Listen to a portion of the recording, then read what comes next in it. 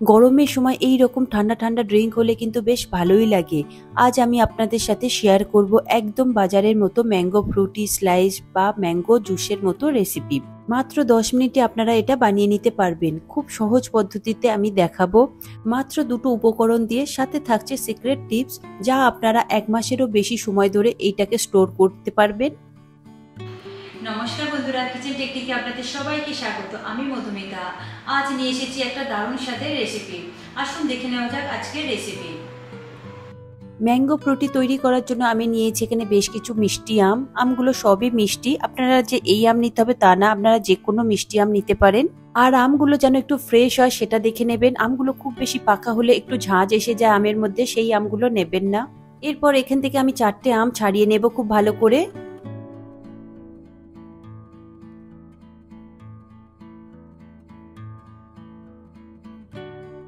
এরপর আমগুলোকে আমি পিস পিস করে নেব, তবে কোনো রকম পার্টিকুলার শেপে কাটার প্রয়োজন নেই, আপনারা র্যান্ডমলি কেটে নিতে পারেন।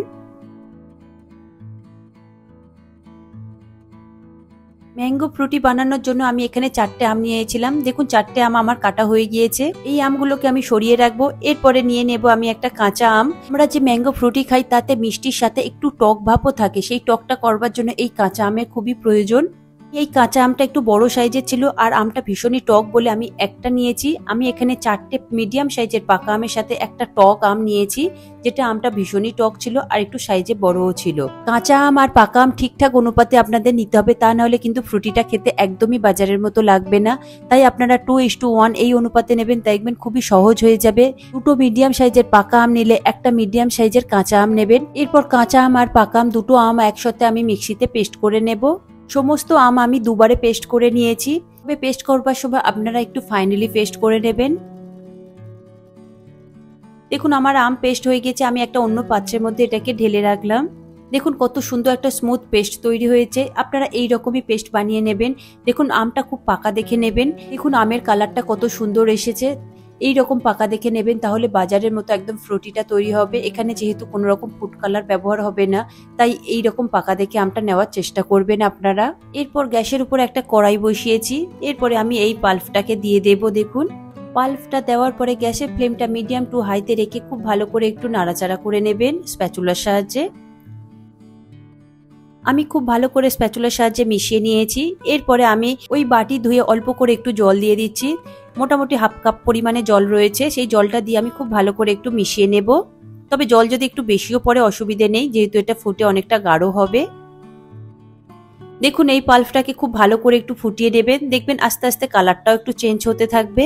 গ্যাসের ফ্লেমটা মিডিয়াম টু হাইতে রেখে আমি আমের পাল্পটাকে খুব ভালো করে মিশিয়ে নিচ্ছি। এরপরে আমি এখানে চিনিটা দিয়ে দেব। এখানে আমি মোটামুটি 2 কাপ পরিমাণে চিনি দিয়েছি মেজারিং কাপের। ওজন হিসাবে এখানে মোটামুটি 450 থেকে 500 গ্রাম মতো চিনি রয়েছে। যেহেতু এখানে 4টে আম পাকা রয়েছে আর একটা কাঁচা আম রয়েছে, তাই এই রকম অনুপাতে আমি দিয়েছি। আপনারা যদি দুটো আম দিয়ে করেন তাহলে 250 গ্রাম মতো চিনি দেবেন। চিনি দিয়ে গ্যাসের ফ্লেমটা হাইতে দিয়ে আমি খুব ভালো করে পাল্পের সাথে চিনিটাকে মিশিয়ে নেব। তবে এই সময় চিনি গলাতেই পাল্পটা অনেকটাই পাতলা হয়ে যাবে, ভয় পাবেন না, এটা আস্তে আস্তে অনেকটাই গাঢ় হয়ে যাবে।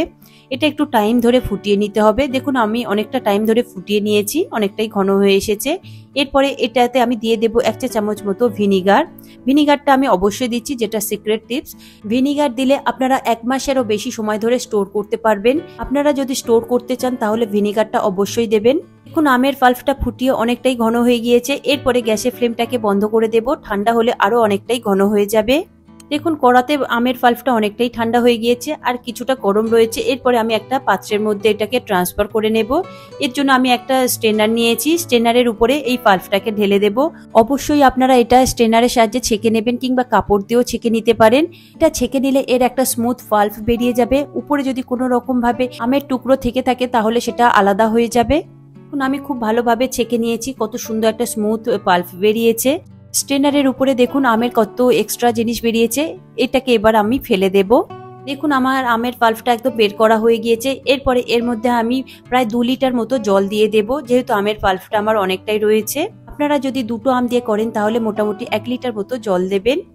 আর ফ্রুটিটা একটু ঘন টাইপের হয়, তাই সেটা বুঝে আপনারা একটু জল দেবেন। কারণ সব আমের পাল্প একই রকম ভাবে বের হয় না, তাই কিছু আমের পাল্প একটু বেশি হয়, আবার কিছু আমের পাল্প একটু কম হয়, তাই সেই বুঝে একটু জল দেবেন। জল দিয়ে খুব ভালো করে একটু মিশিয়ে নেবেন। দেখুন জল দিয়ে আমি খুব ভালো করে মিশিয়ে নিচ্ছি। দেখুন রেডি হয়ে গিয়েছে আমার বাজারে তৈরি ফ্রুটি কিংবা স্লাইস, যেটাই বলুন না কেন, খেতে কিন্তু অসম্ভব সুন্দর হয়েছে। আর সেই টকটক ভাবটাও রয়েছে আর মিষ্টিটাও খুব পারফেক্ট রয়েছে। এটাকে আমি এবার ফ্রিজে একটু রেখে একটু ঠান্ডা করে নেব। তবে ঠান্ডা ঠান্ডা খেতেই ভীষণ ভালো লাগে।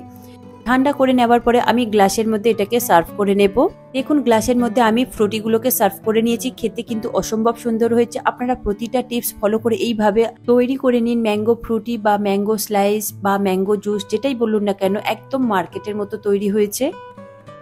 এখন যেহেতু আমের সিজন, আমও খুবই অ্যাভেলেবেল, আপনারা এইভাবে করে স্টোর করে রাখতে পারেন। খুবই ভালো থাকবে আর খুব ভালো খেতেও লাগবে। বাড়িতে গেস্ট আসলে দেবেন, দেখবেন বুঝতেই পারবেন না যে এটা আপনার বাজার থেকে কেনা না আপনি ঘরে তৈরি করে দিয়েছেন।